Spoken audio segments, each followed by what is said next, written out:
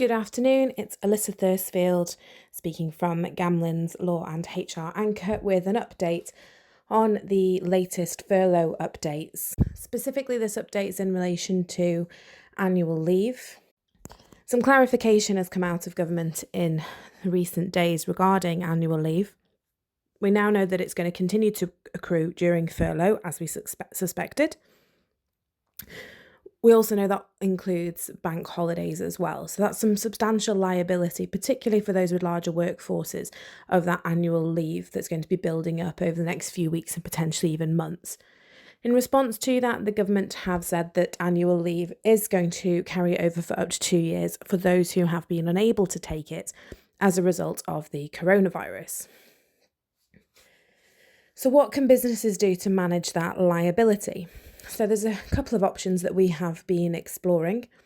We'd advise companies anyway to have an annual leave plan so they can plan towards when employees come back to work and things start to have a bit more normality, that there's a plan in place for how that liability is going to be used up by staff members.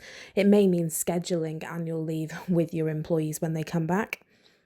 For those who are still in work, utilise your ability to give notice to your employees to have them take annual leave. And finally, we are not entirely clear yet as to whether this will be possible, but one potential that we are looking at is the ability to call employees off furlough as if they were coming into work and give them notice to take annual leave. Now, remember, employees have to be on furlough for a minimum of 3 weeks.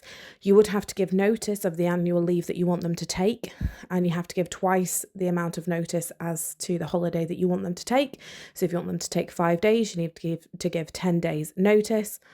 And then when they come back, return them to furlough in the normal way. What is clear is that annual leave is going to be a key issue. It isn't necessarily a cheap liability, particularly for those with large workforces and where you have had people on these long-term absences because of furlough. You're going to want your employees to be all hands on deck when you get back, and having the substantial annual leave liability could present some issues. If you want any assistance with annual leave planning or further clarification on the points we've raised, if we get any more guidance as to whether the furlough, calling them back and giving annual leave is going to be a feasible option, we will be updating as well. Thank you very much for listening. I'm Alyssa Thursfield from Gamlin's Law. If you have any queries direct for me, you can contact me on alyssa.thursfield@gamlins.co.uk.